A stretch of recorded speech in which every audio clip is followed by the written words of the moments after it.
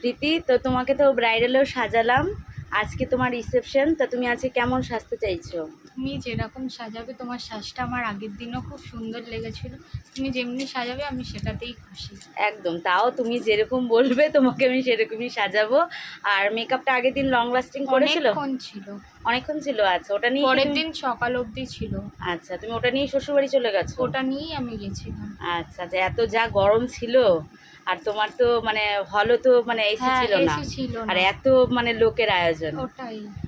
ঠিক আছে দাদা, তুমি সেদিন তো খুশি হয়েছো তাহলে? খুশি হয়েছি। ঠিক আছে, দেখি আজকে তাহলে তোমাকে আমি কেমন লুক দেই। হ্যাঁ। ঠিক আছে।